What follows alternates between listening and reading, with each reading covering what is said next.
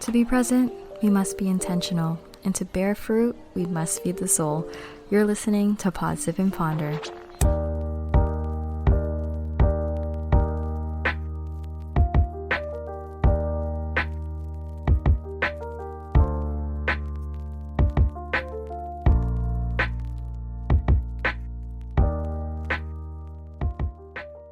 Hello, Ponders. Welcome back to another podcast episode. Yeah, so I have my friends here. I feel very loved and warm, and I'm so excited.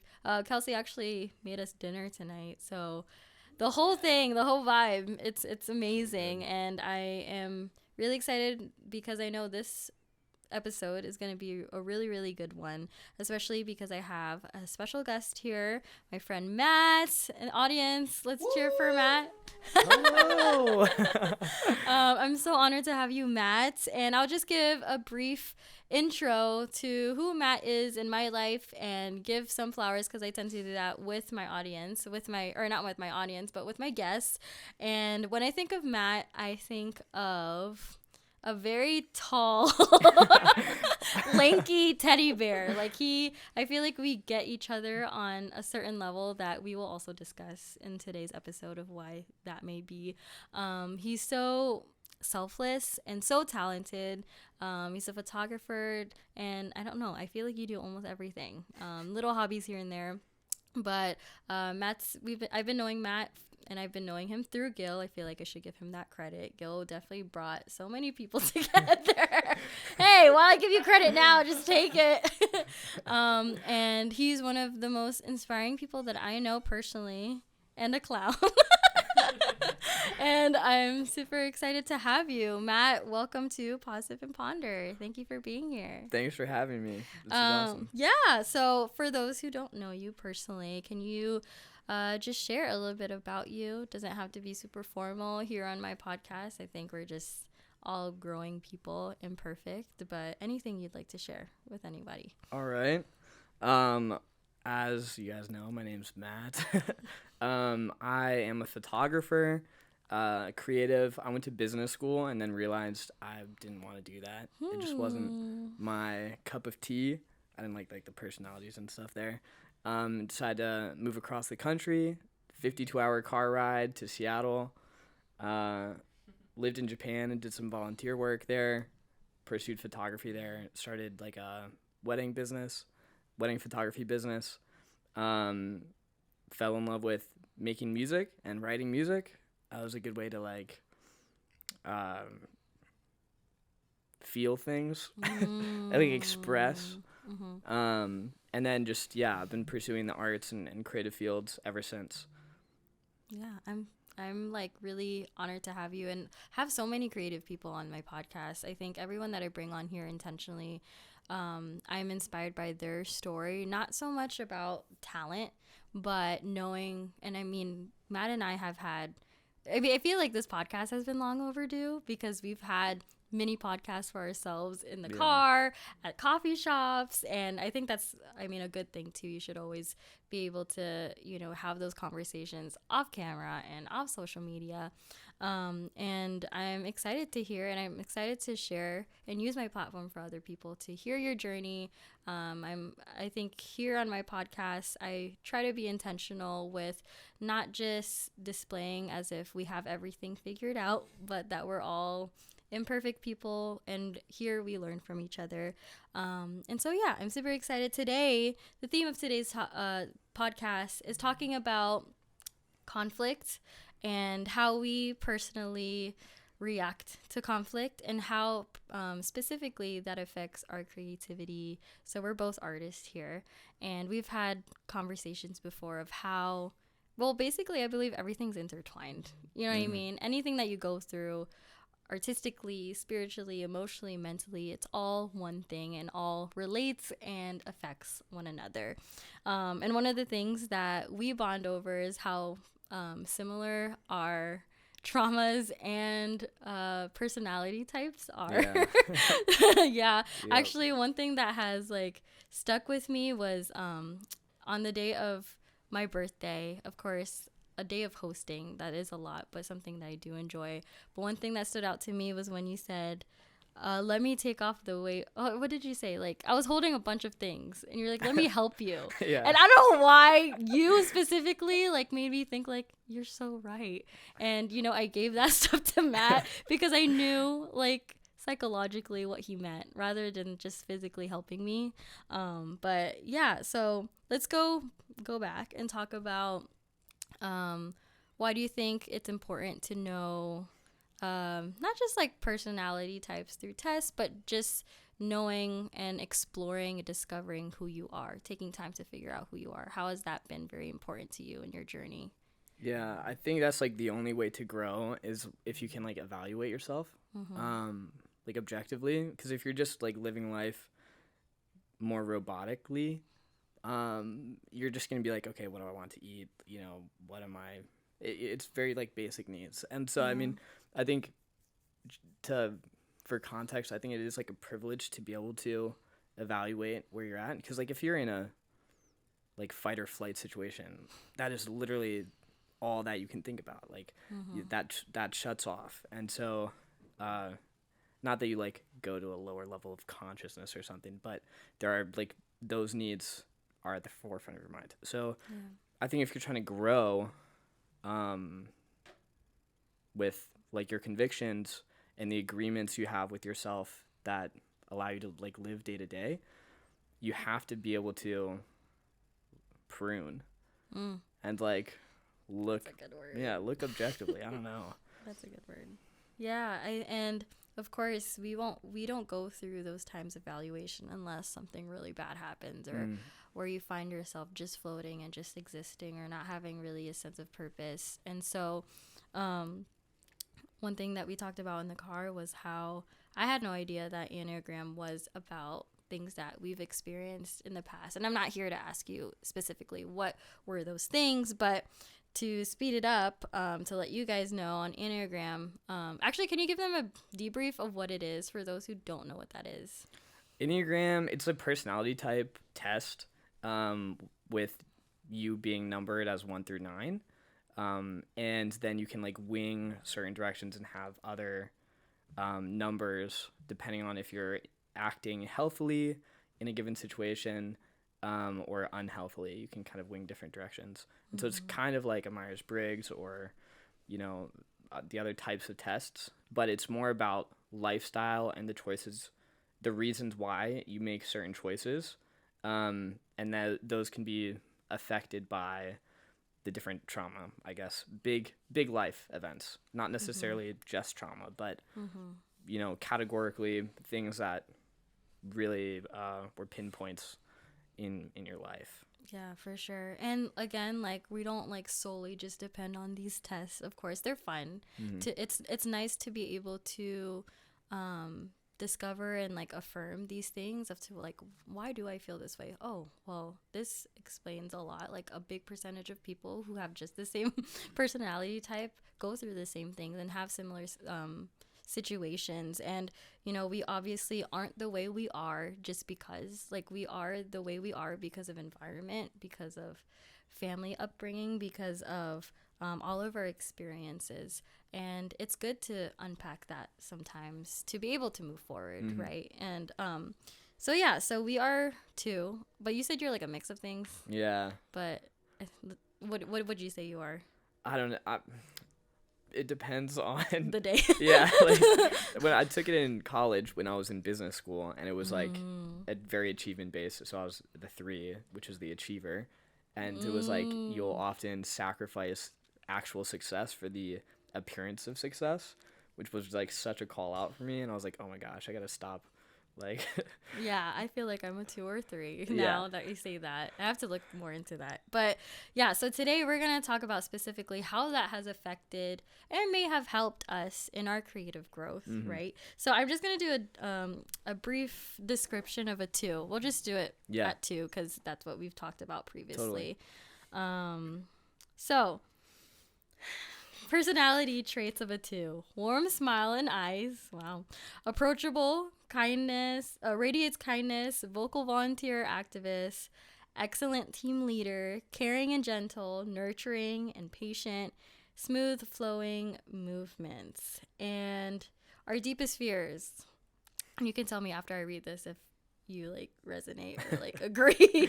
Our deepest fears are fear of being alone and unloved, and cope with this fear by taking care of others and making themselves central to other people's lives. And our core motivation is twos want to feel loved and appreciated, which motivates them to express love towards others in their words and actions. And yeah, so what do you say about all of those? I mean, To the oof. team. Yeah. Already exposing us. Yeah. Oh man. So what do you say, would you say that you resonate with some of that, or you agree, or you I find yourself in that?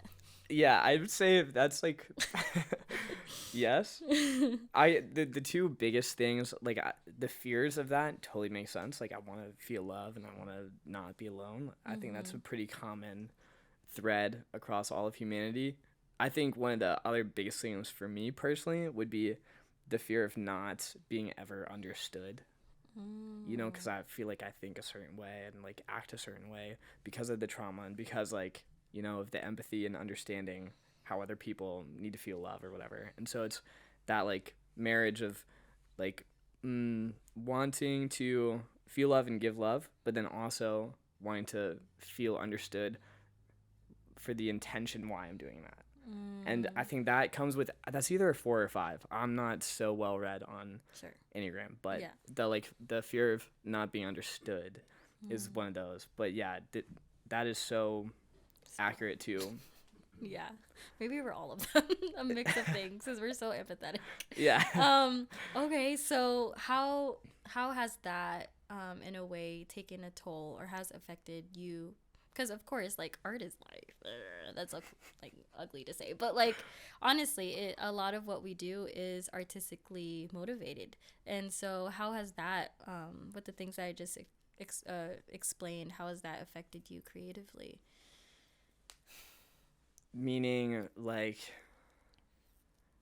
For example, the wanting to be loved or appreciated. How has that either helped or distracted you in your creative totally. growth? Yes. Yes. All of the Just above. yes, all of them.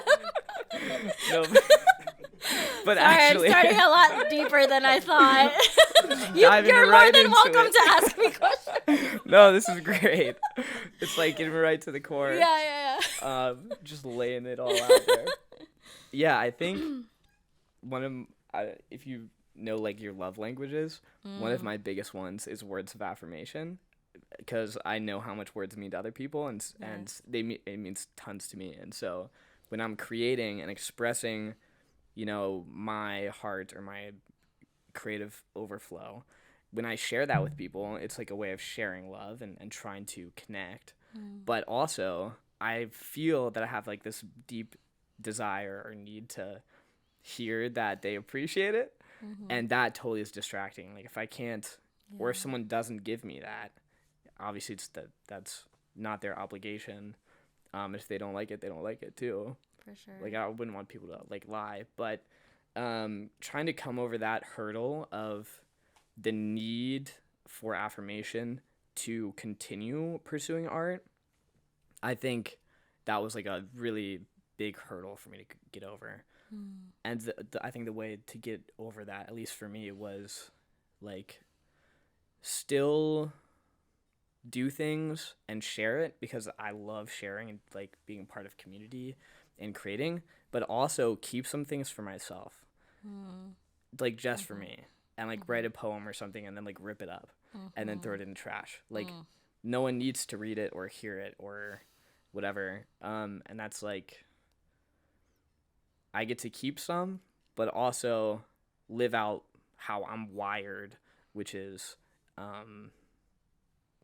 outward expression and sharing. For sure. Yeah.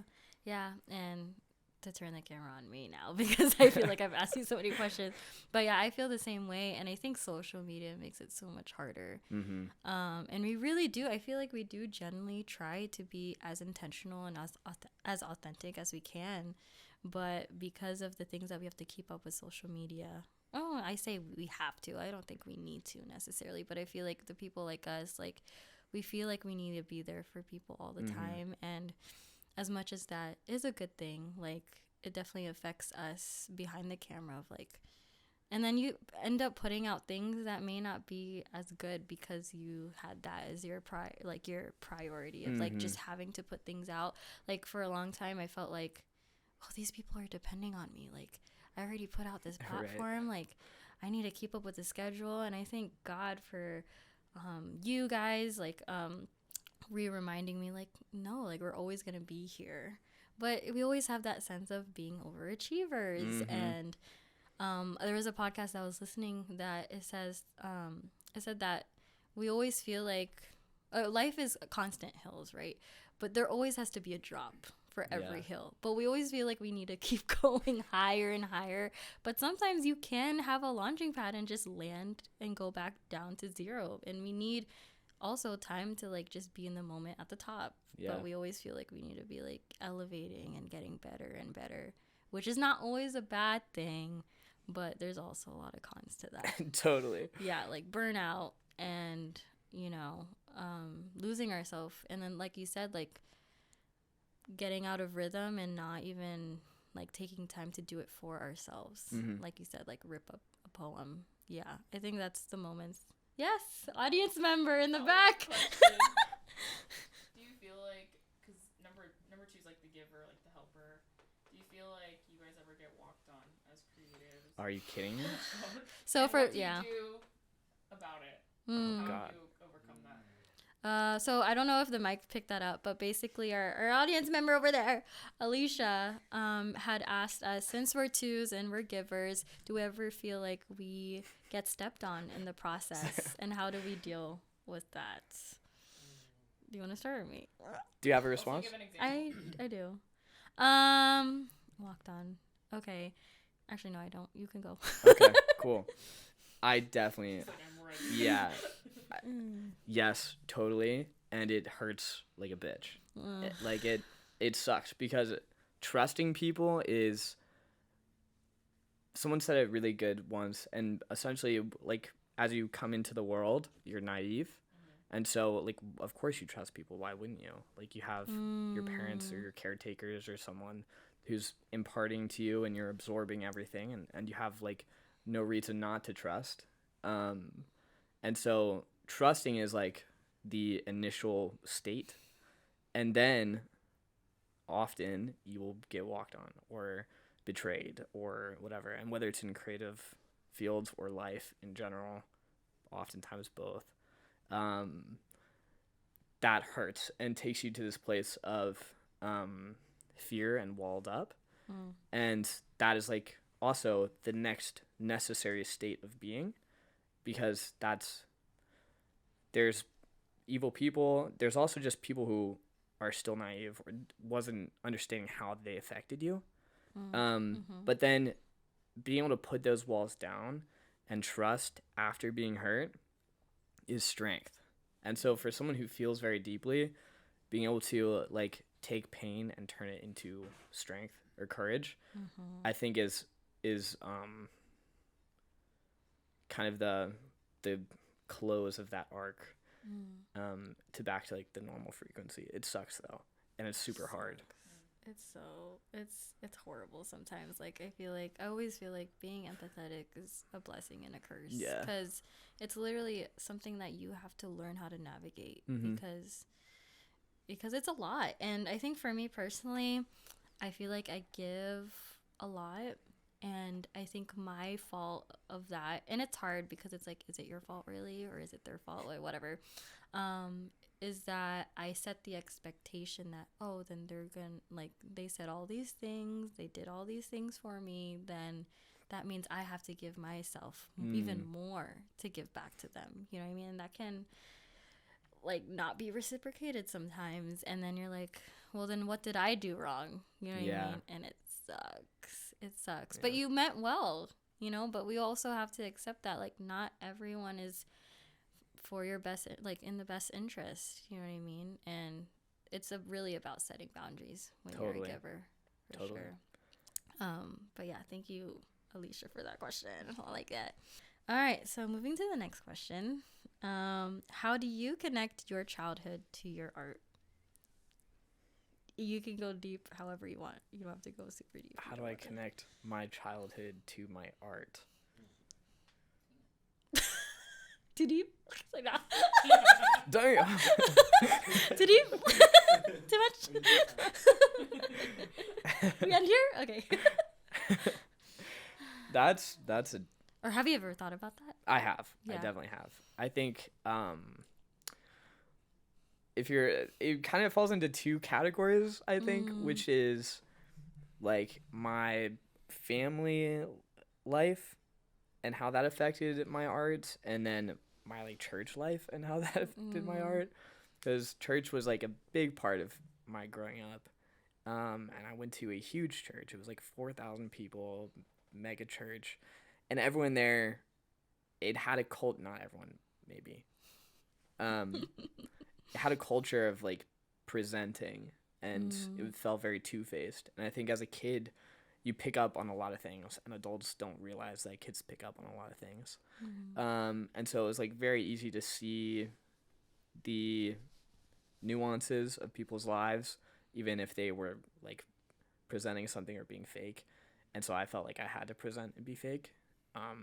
But also I had a desire to be authentic and genuine, because I've seen how being and living open as like an empath is like a very beautiful thing, because you get to connect deeper with people, and it's way more peaceful if you can be authentic. But presenting made me kind of lose my ability to I don't know, evaluate where I actually was emotionally, because I felt like, oh, everything's fine. Yeah, I'm #blessed. Like, no, that's not how life goes, Yeah. right? And it's okay to not be that. But for years, I acted that way, and I felt like people expected that of me.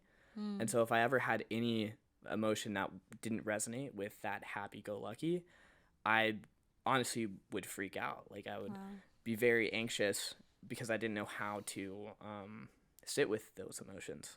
It would always be pushed aside, or I'd go to distraction, or, you know, whether that was serving people or hanging out with people or whatever it was, not being able to sit with any feeling that wasn't happy was tough. And so I think my creative outlets, like the reason I played piano and would do that for like hours and hours every day when I got home from school, was because I didn't know how to talk through my feelings. And so I felt like I could like talk on the piano, even though I wasn't saying any words or writing words, because I was crap at it. So that definitely was a way for me to kind of meditate and feel what I needed to feel, even if I felt like I couldn't. For sure. Yeah. That was like your safe place in Totally. the midst of chaos. Yeah. Yeah. Thank you for sharing that.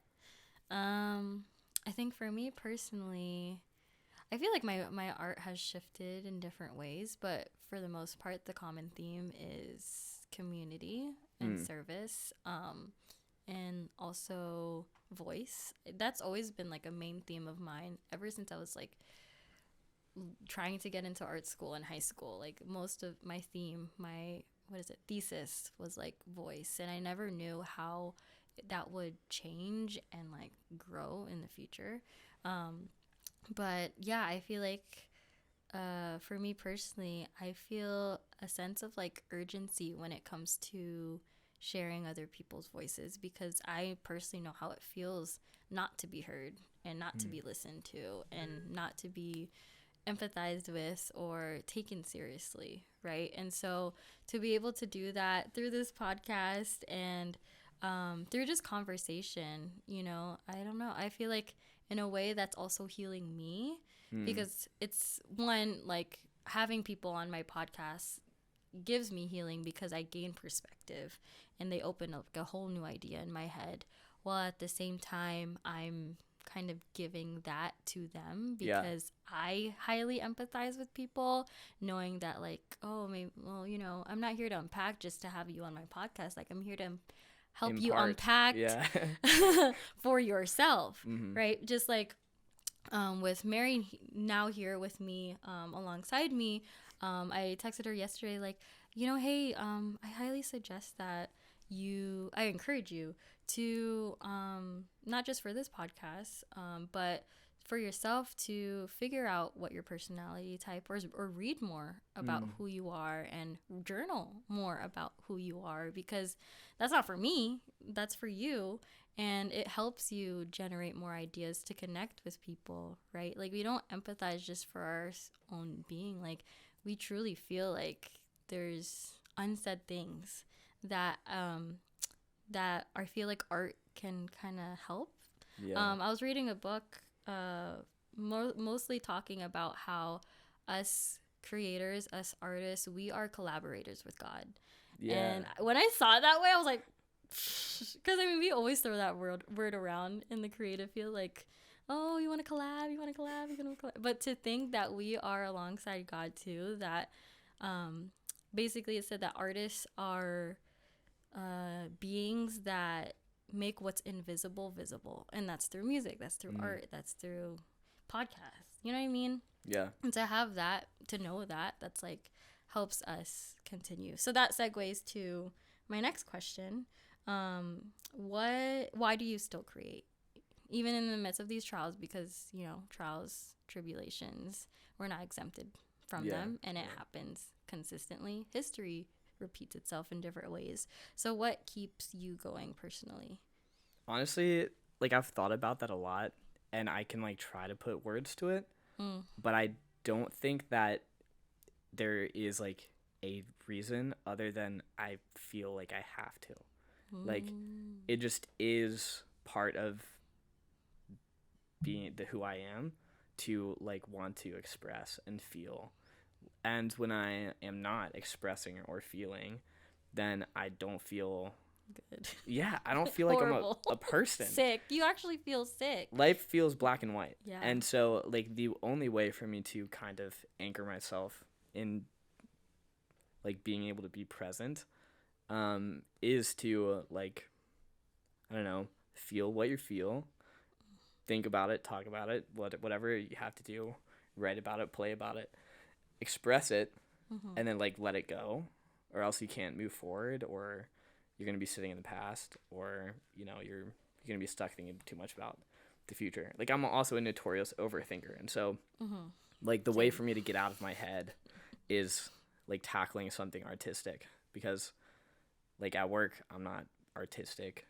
I'm just doing my job, There are creative aspects, but, like, at the end of the day, art is, for me, as much as it's, like, about sharing and stuff, it's part of what I feel like I have to do. Yeah, for sure. Thank you for sharing that. I agree. I totally resonated with when you said sharing, because I think many creatives go through the season of, like, oh, I have to do this, I have to make it, like, I have to, do whatever I can to make sure my name is there, or that people know me, or people follow me, stuff like. It's very egotistic sometimes, and it's scary. Like, it sucks, like, the things that this society tells you have to do to be there, and then you're like, do I even want to be there? Like, this is not even worth all of it, you know what I mean? But when you meet this season of sharing and just doing it other than for yourself, I think is so much more fulfilling and not as stressful. Yeah. I don't know, when we just serve ourselves, it's just not, it's not it. It's definitely not it. Yeah. But yeah, and I feel like that's where I'm going through too. It's like, how can I be of service, not just with my podcast, but as a person within my my workplace? Like, how can we be of service? And I hope for the world to kind of be more in that mindset, because we live in a crazy egotistic world culture, and yeah, it's crazy. Yeah, seeing people on social media, like, and you think that they're super successful or whatever, or they are with their creative endeavors, like, do you feel like you have to replicate what they're doing to find your own success? Me personally? Yeah. I used to. But it was not until I started being vulnerable to other people about it, And Gil was on that process with me because it was really me and him trying to figure out, like, do we really want to do this? Like, we really want to create art, but I don't like what the world's telling us we have to do. Yeah. It's definitely not worth it. Why are we depressed? Like, this is not fun. It's not fun. And it's not until you're vulnerable and open up to other people about your experiences, because I feel like we're in a world where you have to try to don't show signs of struggle. And you don't see that much on social media. It's mostly highlights. And that's why Positive and Ponders, a lot of it is about struggle. Because we don't see that enough. And so, Mary, sorry, I'm shouting you out a lot, Mary.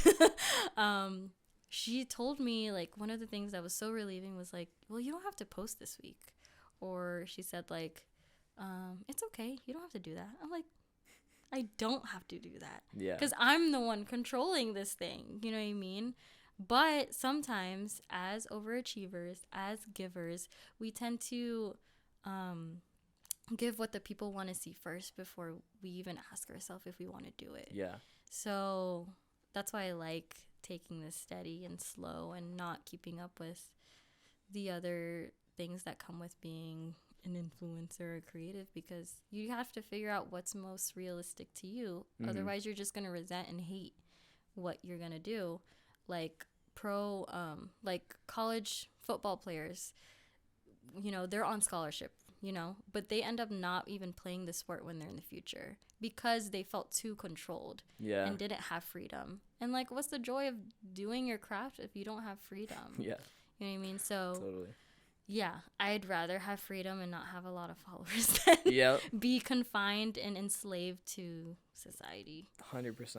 But that's a journey itself. Like, you really have to, like, go through the pitfall of it all. No, I totally understand that. I do. I've got one more. Like, if you had to, like, identify what being an artist means now to you. Well, first I'll start with what I thought it was. And I grew up as an artist since I was a kid and went through a magnet school that eventually led me to getting into my dream schools. Didn't end up going because I didn't have money. And so growing up in high school, that's all you ever know and was all you ever were pressured to focus on for those 4 years, on top of everything else in life. And so I thought that was it because, again, being in a controlled, high-pressure environment, you end up just dropping it after something does not work for you, right? And so I dropped it, and I stopped calling myself an artist, like, really, because I was not producing as much art as these other people. And I was not at art school. That's what I thought. Like, that's what I thought an artist was. And then I would find myself doing art just for myself. And I'm like, I mean, this has to mean I'm still an artist. Like, it must mean something that I'm still doing this in the you know, being a caregiver and not having enough time to really do much art, but finding the time that I can. You know, so that might mean something. That must mean I do have some artistic drive somewhere in me. So I kind of followed that, and then I ended up making my podcast, and I didn't know that was going to be an art form. I didn't really consider that an art form. I enjoyed writing at the time, and that was the only time I could really express myself during that time. And then I found, like, wait, this is art. Like, you know, so I feel like being an artist is creating for the sake of creating and being able to share it with people. So I think that's in general. I mean, there's probably a lot more, but I can't think of it at the top of my head. But being able to express yourself through other things rather than just words. No, that's totally, I love that. Makes sense. It absolutely makes sense, because I think expression is, like, what it comes down to, like, the intention to express, and like that's literally all it is. Because as, like, an artist, if you try to add any other identity to it, like, an artist is someone who posts every single week, or an artist is somebody who does, then you're not. You're no longer an You're artist. what is it? Content creator. Yeah, you're a content creator, which is different. Yeah. And so, which not necessarily a bad thing, but Yeah, for again, sure. if you resonate with being an artist, and that's, you have to pave your own path with that, and the way you do that is Yes. through expression, whatever that is to Whatever you. it is. Yeah. And then, like you said, sharing that, because it's like you're giving it to other people to help, I don't know, other people feel too, and other people express. You're paving the Yeah. path for that. Yeah. So I think that's really exactly, you nailed it on the head. That's Did all I? it is. Oh. Yeah, and of course that's something that I had to learn over the years. Same. Like that's not something I just know or found on Google. Like I had to really experience it for myself Yeah. to believe that. To even reclaim myself as an artist, that's like Totally. a whole journey. Imposter syndrome. Yep, 100%. Yes, person in the back. What advice would you give yourself to your younger self, or like 5 years ago, as an empathetic artist? 5 years ago? Oh, At like least. to your younger self, like who's just starting out on your like journey in art and stuff. Repeat it. You or me? What would we tell ourself, Our younger our artist. 5 years ago, our younger self, like what would we tell them to help as an empathetic creator or artist? I'll go. I don't know. Well, there's a lot, of course. There's a lot. Yeah. I'll start off with the hard one, because sometimes it's the hardest lessons that we're too stubborn to even accept. Yeah. So I'm gonna just say this now for anyone out there. No one cares. No one cares. Facts. No one Facts. cares. No one cares. No one cares. And guilt taught me that too. Like, who are you to think that you need to give these to these people? At the end of the day, it's yours. And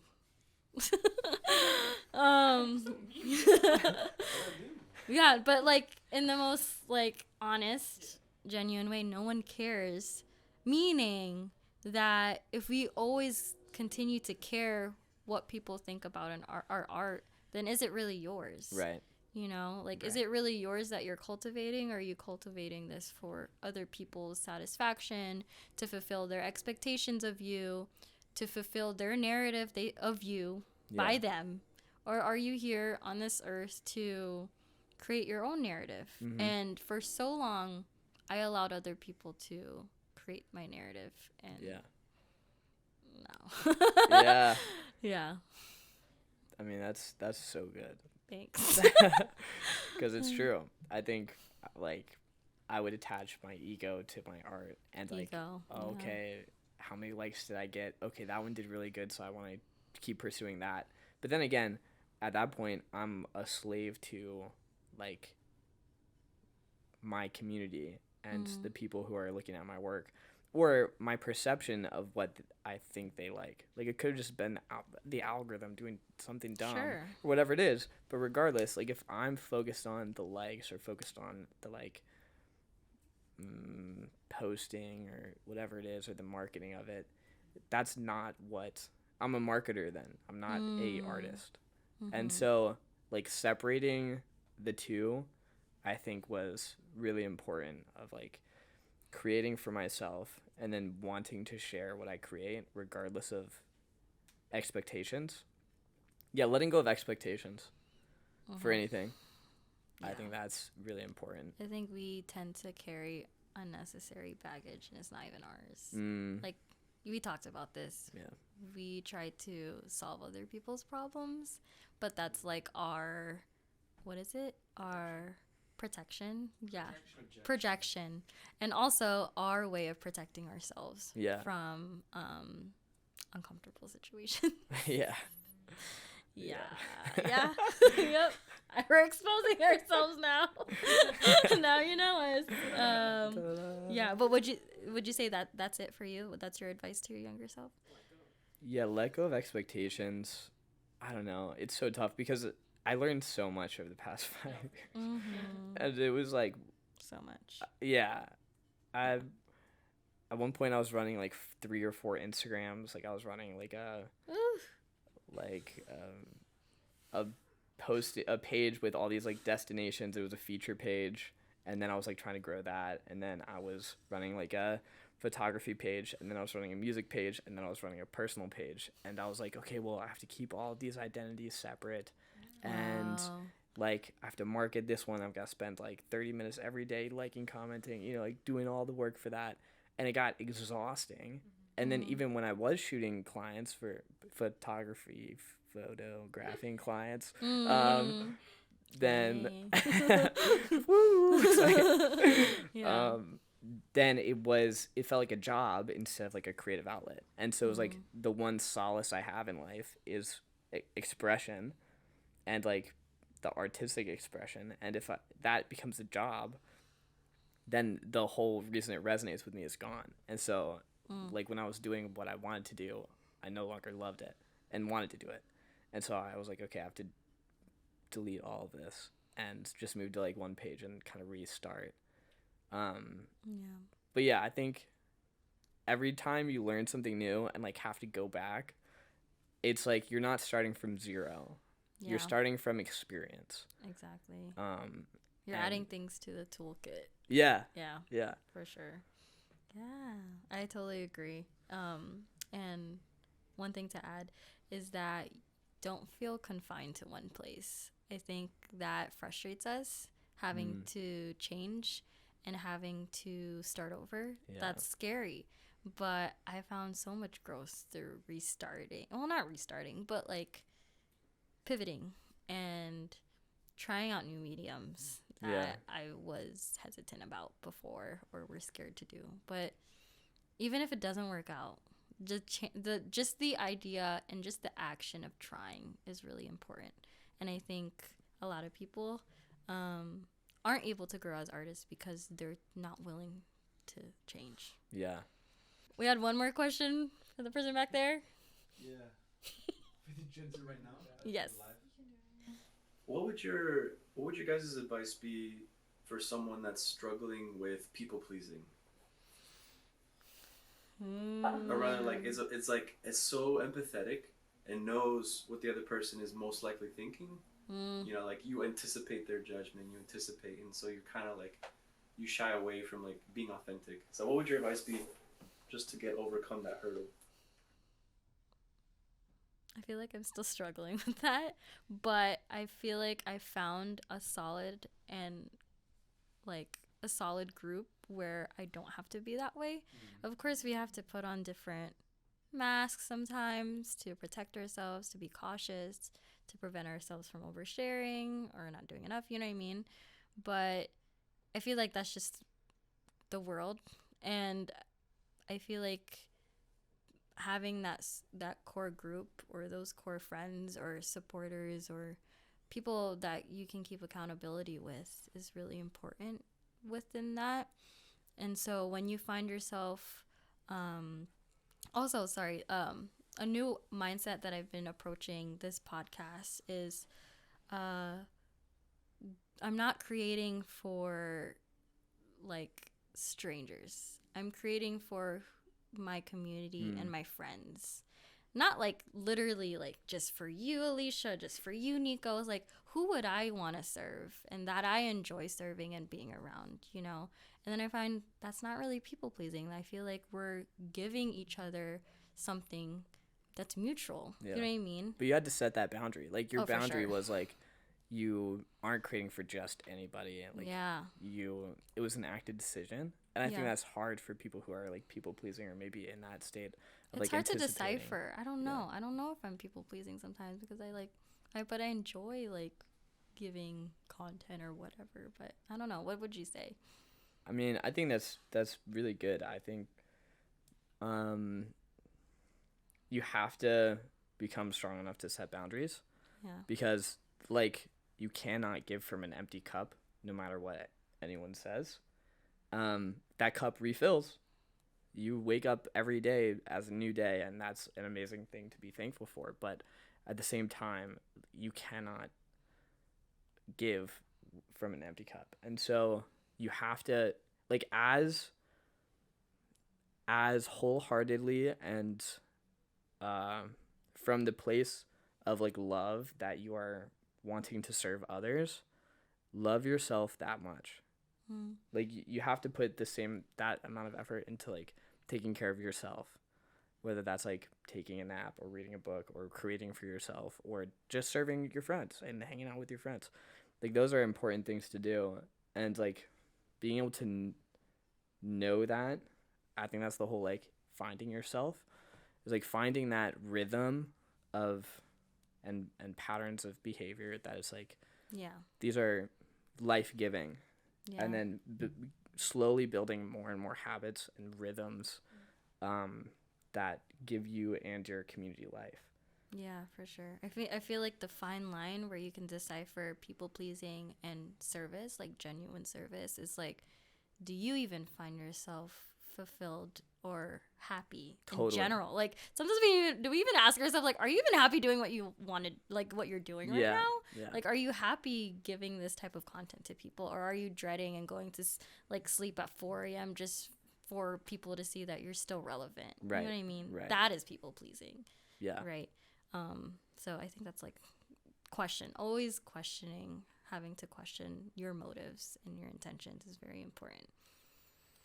All right, guys. Well, I think that's a wrap for this episode. Matt, do you have anything that our audience should look forward to, or anything that you're personally working on or would like to work on, or even just in general, like what is a big theme for you this year? Or I think this past year was me kind of offline, off grid, figuring out like how to enjoy art again and find my rhythms of day to day.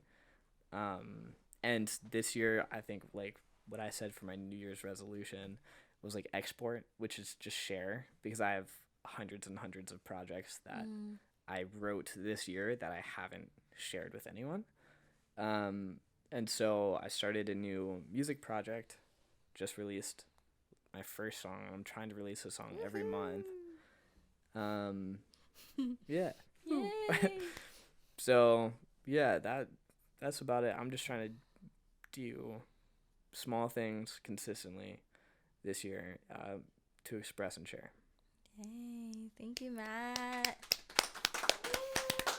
Thank you, Pauline. I really enjoyed today's episode, and again, I'm so excited for these future episodes, like especially now that I have a lot of help and support from people, and I feel like it's definitely given me the opportunity and chance to have episodes like this and have deeper questions like this. I knew you were someone who would not mind. That's why I had you too. Because I just know you understand. Beginning, I was like, oh. But again, like this is a podcast where we do ask intentional and deep questions, not to scare you, but to hopefully encourage you to reevaluate so that you can grow and move forward in life as we are all growing together. But again, thank you, Matt, for being here. Please go check out his stuff. We'll put it in the show notes. And I have to remember to promote myself. We also have a new mindfulness journal, digital copy on my website. And so I hope that you take something out of it. A lot of the questions, there's 25 prompts. They are all generated from topics I've talked about on my previous podcasts, and just journal entries of mine. And they have helped me elevate and reconsider and consider and learn and relearn. So there's just questions and prompts for you to question yourself on your own time. And then don't forget to follow us on Instagram. Mary has been helping me with all of that, with marketing, with giving fun content, and all of that. So please, if you haven't already, And also, please subscribe to this podcast. We have boomed in views or listens, but we saw that not a lot of you guys follow. So it does a great big help and support, and will help us so we can give you the best content ever. Also, things to look out for. We are starting a Discord in February, and this will help us reconnect or connect with you guys in general. And so you guys can also talk to other ponderers, where we can have some accountability, some casual talk, some events, some updates. So look forward to that. And other than that, thank you guys for listening if you made it this far. Don't forget to always love, to always be curious, and to always ponder. Bye.